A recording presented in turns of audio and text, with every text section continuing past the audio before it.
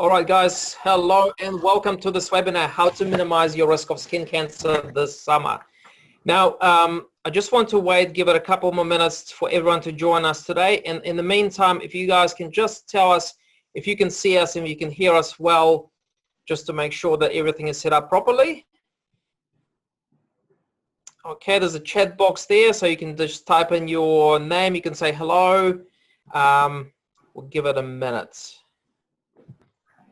Okay, all right, so I think we're ready to get started. So I'd like to introduce Dr. Catherine Lang today. She was nice enough to sacrifice some of her time to come and share some very interesting information. So as I said before, the topic of today's webinar is how to minimize your risk of skin cancer this summer. And she's definitely the expert in the field. So she's a medical doctor specializing in dermoscopy. Did I say it right? That's great, yes. She has been doing mole mapping, skin cancer detection and treatment for the past 14 years, and her mission is to help to eliminate melanoma in New Zealand. Now, Dr. Lang, did I miss anything? Do you want to add something? No, I think that sums it up very well. Thank you, Alex. Okay, fantastic. So, look, we'll get going. So, look, my first question to you is, I've heard it a number of times in the past, but is that true that people say that are we really at a high risk of getting skin cancer here in New Zealand? Yes, we are, Alex. In fact, we have the highest rate of melanoma and skin cancer in the world. At the moment, we're sort of pushing towards 90,000 cases of non-pigmented forms of skin cancer. So that's the forms of skin cancer that are not melanomas already this year. But as a rule in New Zealand, around about 2,500 people are diagnosed with melanoma every year. So we are certainly, the worst in the world for that. And do you know what the reason is for that? Well, I think there are a number of reasons. I mean, basically it can be both genetic and environmental. Environmentally, I think we are all well aware of the fact that, we do have ozone depletion, unfortunately, affects Australia as well. And with ozone depletion, that certainly affects the integrity of our protection against the UV, sun. So we do have that going against us. Also, environmentally, I mean, well, we've got a mindset here in New Zealand of we like outdoors recreation, so we are outdoorsy people. So we do have the exposure there. Genetically, we are, sort of really of a Celtic and Caucasian origin. A lot of us from Scotland, way back in England, so we are fair-skinned people. So those factors combined really do sort of, contribute to the high rates of melanoma here. In fact, as I said, the worst in the world. Right. Okay. Well, from my own experience, I've traveled quite a bit through, the tropical countries in the northern hemisphere, and even though the temperature can go as high as 35, sometimes 40 degrees, you can actually spend more time over there in the sun without getting burned. But here, you don't actually feel the heat as much, but it's very deceptive, isn't it? Like you can get burned so easily. Well, again, it boils down to that ozone depletion, unfortunately. So, and certain times of the day here in New Zealand, the burn time can be between 5 to 7 minutes, but that can also depend on, the individual skin subtype, and I think we'll be touching on that a little bit more later. Sure. Okay.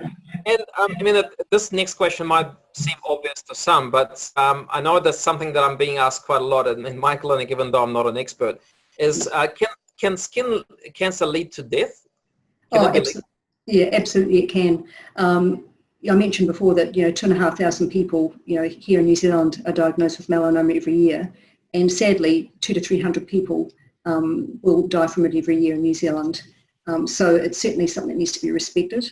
That's for melanoma alone. There are also, as I said, the non-pigmented forms of skin cancer that can achieve that also. To give you an idea, globally, one person across the world every 10 minutes will die from skin cancer.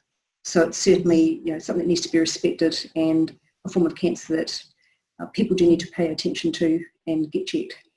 Right, so it's basically. So my next question, and you've touched on it a little bit, so what types of skin are most vulnerable to skin cancer and sun damage? Right.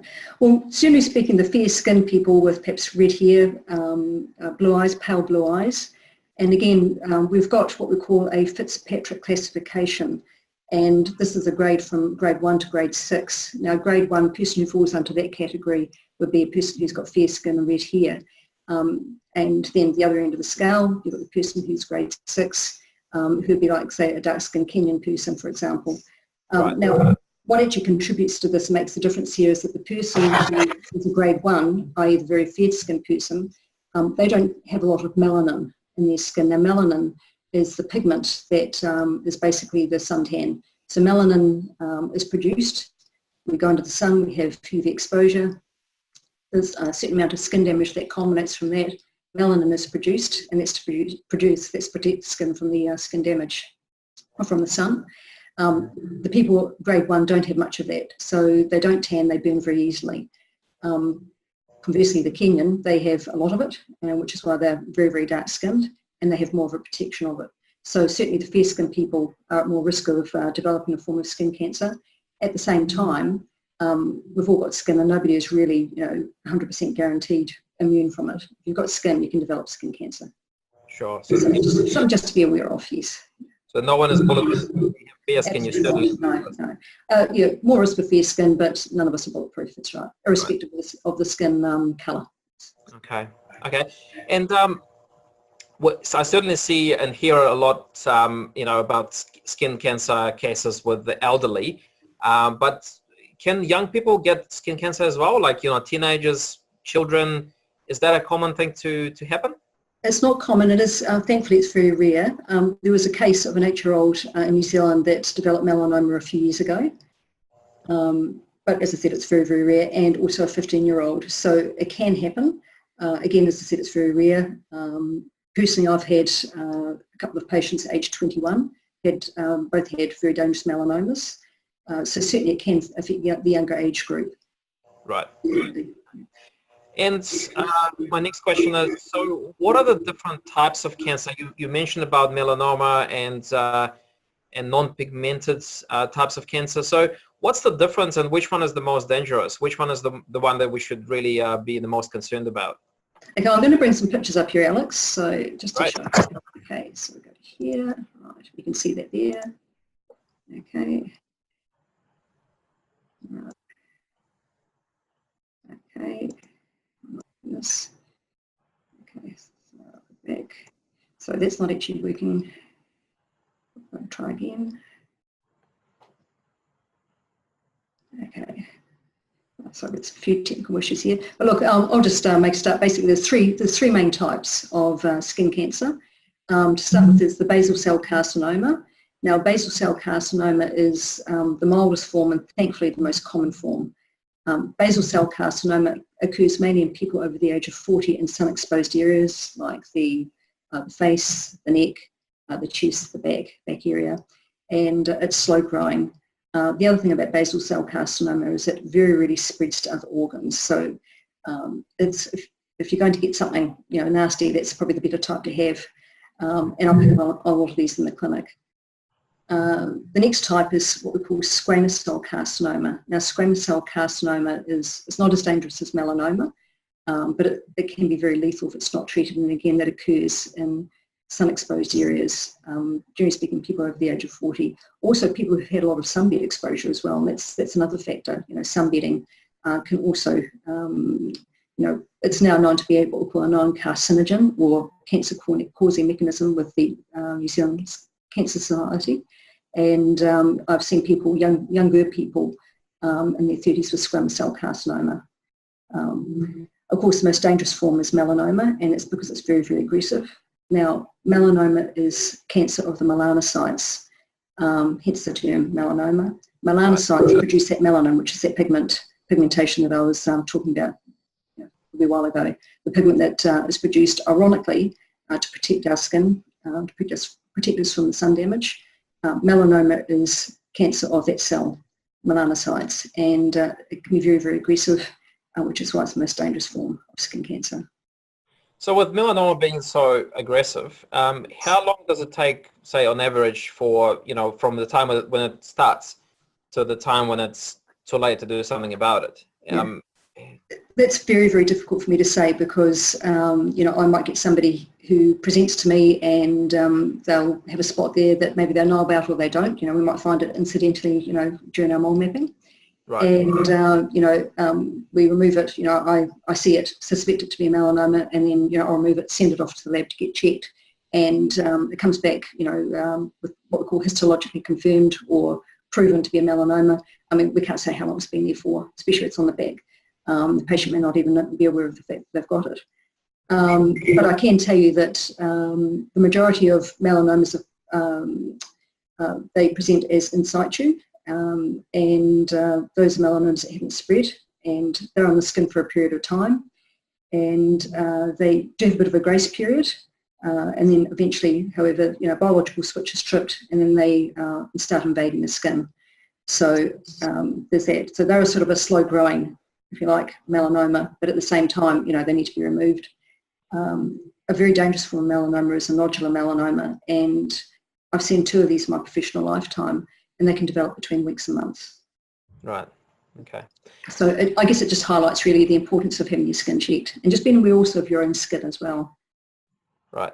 So just keep an eye on yourself and look at something. Right, absolutely. Or obviously for the back, you can't see your back, you know, having a partner or parent, you know, do that for you. Sure. So okay. You know skin. And the next question I'm really interested to hear an answer to, because there's so much confusion. You hear in the media, you hear that, you know, you should keep away from the sun, put the sunscreen on, stay in the shadow, all that kind of stuff. But then from time to time, you also hear about the necessity to keep, you know, getting vitamin D, which primarily comes from skin's exposure to sunlight. So how do you get the right balance? Like, what's your opinion? How? Well, my personal opinion is I think obviously you can't avoid the sunlight altogether. I mean, we go out and we go and do our shopping, we go to the mall, we go to the, dare I say, at the beach, and it should be a sort of a small amount. So you're not going to avoid it altogether. It's just part of the environment in which we live. Again, I think that you certainly do need vitamin D. You need it for mental health as well as healthy bones, as you well know. Right. So you certainly shouldn't, you know, avoid it altogether because simply you can't. That's just the reality of it. But in terms of, you know, we are here in New Zealand, we need to be more aware of the fact, as I said, the burn time, certain times of the day between 11 and 3, 2 or 3 o'clock, 5 to 7 minutes. Now, again, it depends on a person, you know, the skin type of a person. A fair skinned person be more affected by that. Sure. Okay. But myself, I mean, I recommend, you know, or I'm of the opinion that perhaps 3 times 10 sort of minutes of exposure, not all at once, you know, over a week would help promote healthy bones, you know, keep that balance without being burnt. But again, you need to be aware of your skin type. If you're more prone to burning, you do less than that, and you've got to watch those hours between 11 to 2 or 3 o'clock in the day. So you wouldn't necessarily, you know, purposefully go in the sun to get the vitamin D. That would not be the... Well, no. Personally, I'm quite a fair skinned person myself, so no, certainly you wouldn't find me, if I'm on the beach, you'd find me under a tree, enjoying the environment, but without the exposure. Yeah. So that's the I guess that's takes the priority is keeping away. And also too, people do have people have an awareness of what their skin do. You know, people know whether they burn easy or not. You know, so you've just got to sort of drive to the condition, so to speak. Sure. Okay. Another question from me is quite a few of our clients in our physio clinic are people over 40 or even 45. Do you have any special advice for people in that age range? Do they have to take extra care or do anything differently? I think, well, 40 years, you know, assuming they've been in New Zealand all that time, I mean, you've had 40 years of exposure. I think, as I'd recommend with anybody, I think just keep covered up, you know, with your clothing, be aware of the risks, again, be aware of your skin type, wear hats, and, you know, get checked regularly because, you know, skin cancer does happen here in New Zealand. As I said, we've got such a high rate of it, and it's just something people do need to be aware of. That would be my advice. So just you know, aim towards your precautions and prevention. Okay, great. And kids and teenagers, you know, for the parents of young children, is there anything special they should do for their kids? Especially now the summer is coming up, you know, is there any advice for the parents? Yeah. Well, again, the same thing. I think, you know, with children, their skin, you know, is developing and very, very fragile. So certainly watch, you know, the sunscreen and covering up. Again, the hours of the day that you're out and about. Also too, you know, sun or UV exposure prior to the age of 20 is a fairly important determinant of one's ongoing lifetime melanoma risk. Right. Now, that doesn't mean that it does not mean that because you haven't had much up to the age of 20 that you're immune for the rest of your life. Absolutely not. But it is an important determinant of that. So it is really actually quite critical for parents of children and teenagers just to be aware of that. Okay, right. And traditionally, you keep hearing about the slip, slop, slap. The formula to protect yourself from the sun. Is there anything, are there any latest sort of developments, anything new any new strategies to protect yourself from the sun? Or is it still the same traditional formula to follow? I think just the same formula to follow. I mean, we're still under the same sun, the same sort of ozone layer. So, and again, keep getting yourself checked. I can't stress enough, for something that develops on the skin, to get it checked out. Right, okay. So, a certain amount of medical vigilance and awareness as well. Sure. And so coming to sort of the kind of the end of this interview, but I'd actually want to ask you, very importantly, what sort of signs and symptoms should people look out for? You said regular checks, but without going and seeing a doctor, what sort of things people should really watch out for in terms of the skin cancer? I think, if somebody becomes aware of something that is rapidly changing on their skin, even if it's a mole that's been there for a long time, if it starts to change quickly or starts to change at all, or something that is rapidly developing from just normal skin, that certainly is an alert. Also, anything, now when I say change, something that's getting bigger or darker, change in colour, becoming raised. And in terms of symptoms, anything that's not healing, or itching, bleeding, tingling, crusting, or sensitive, also another alert sign. It's very, very important, however, to be aware of the fact that a lot of skin cancers can be silent, and what I mean by that is that they may not produce any symptoms. So you can get melanomas that don't bleed, for example. Okay. Yeah, so it's just something to be aware of. And also, too, I think that if something doesn't feel quite right, we do have our intuitive sort of feelings here. If you see something on your skin that just doesn't feel quite right, get it checked out. Okay. Would it be a statement to say that if someone is a bit suspicious, they should take maybe a ruler and just kind of measure the size of the mole and just kind of over time just try and see if it's growing, and if it is growing, then obviously go and see a medical professional? One could do that. Here at our clinic, we deploy the best technology in the world. It's called Derm Engine, and the benefit of that, Alex, is that we take photos of the lesion, and we can magnify them, to a considerable magnification, and that helps to highlight any concerning features early. It also measures the mole. So basically, you've got the measurement, which is very accurate. You then have the characteristics of the mole. And it's a perfect photographic record, really. So seeing a doctor or seeing us here, we can do that, and if something's really concerning, we can see that immediately. Or if it's something that perhaps isn't immediately concerning but we'd like to watch it, keep an eye on it, then the person can come back in a few months. We can then take another photo of the same mole and see if there's any change over time, because nasty things progress over time. Right. How often should people come and do like a mole map or do a checkup on their skin? Like if they're not suspicious of anything, but just regularly to keep an eye on things, how often do you recommend? Well, I'd recommend on a yearly basis, an annual basis for people who, otherwise, perhaps don't have any history of skin cancer. However, if somebody's had melanoma, because, one who has had melanoma they've got basically a 10% increased risk of getting another one. I recommend a check every 6 months. Right. Because they're because they have the propensity to develop those. Really, you do need to be keeping a bit more of a closer eye on them. So we do recommend that.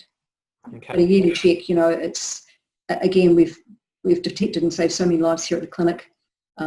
Also, we've detected lesions that are pre-malignant. Now they're called dysplastic moles, and I haven't really spoken a lot about those. But dysplastic moles are moles that are not cancerous, but they have a high-grade abnormality. So the cells are they're changing and becoming abnormal, and they can lead on to a melanoma. And it's great for us to be able to find melanomas here, but if we could catch them at the dysplastic stage and remove them, it just saves such a major for the patient and expense and the trauma of it all. And we pride ourselves on being able to do that very well here. So it's being proactive on Oh, yourself. yes, absolutely, yes. Yeah, no, absolutely, very much so, yes. So, Dr. Lang, can you just tell us, so you are based at the New Zealand Skin Health Clinic, is that correct? So how can you help people, tell me about what you do, how can you help the audience? Yeah, certainly. Well, I've been, as you explained in the intro, thank you very much, I've been involved in skin cancer medicine for 14 years. And what we do here is we do skin checks on people on mole mapping, as we've alluded to. And basically with mole mapping, we get a patient in and, you know, we ask them if there's anything they're concerned about. As I said, we've got the best technology in the world. It's Derm Engine, and this program is absolutely outstanding. So we use that for taking photos and for analysing the photos on any patient. And then if there's anything we're concerned about or we just want to review, then we can do that very accurately. And when I say accurately, in terms of removing a mole or following a mole, and we've got the clinical acuity around that. Great. So, yeah, certainly. I mean, if somebody, we also do, so we do full body mole mapping. We also do spot checks. And I believe that anybody who's watching this webinar is able to come in and have a free spot check with us. It's one spot, so we can do that. So we do, you know, we get people who come in who don't necessarily want the full body mole mapping, but perhaps there's something, you know, on their arm or leg that they're concerned about, and we'll take a look at that one spot as well. Okay, so just to reiterate, any of you guys have, you know, if you're feeling a bit suspicious about a certain mole on your body, Dr. Lane, you can go and see Dr. Lang, and they're happy to check it for you. I think that's an amazing offer. Great. So look, what I'm going to do is I'm going to share the screen so people can see your clinic's details. One other thing I'd like to add too, if that's possible, is, you know, if, you know, you have any concerns about a mole, any suspicions, don't let fear get in the way of getting it checked. You know, I've heard of so many stories of people who intuitively know there's something perhaps wrong, not quite right, and fear has gotten in the way of them getting it checked, and all too late they've found out that it's what they feared, but, you know, had they been checked earlier, something could have been done about it. So that's so important. I can't stress that enough. And I suppose that, as far as I'm aware, most skin cancers, if you catch them early, the chance of recovery they're entirely curable. Even the melanomas are entirely curable if they're detected early. And here we're here to, you know, we're friendly. We've got a friendly environment here. We're here to look after and take care of people in a very supportive environment. And I'm very proud to be part of the team here. Great, fantastic. So look, guys, don't miss this opportunity. If you have any suspicions, so if you just want to get a regular mole map, go and contact these guys. So I'm just going to share your contact details with everyone.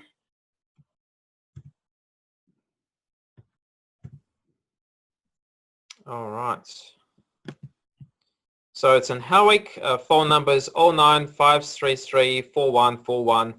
So if anyone's interested to take up this offer, please give Dr. Lane a call. And all right. Well, thank you so much for your time. My pleasure. So guys, do you have any questions? Does anyone have any questions? Please type it in the chat box. We'll give you a minute.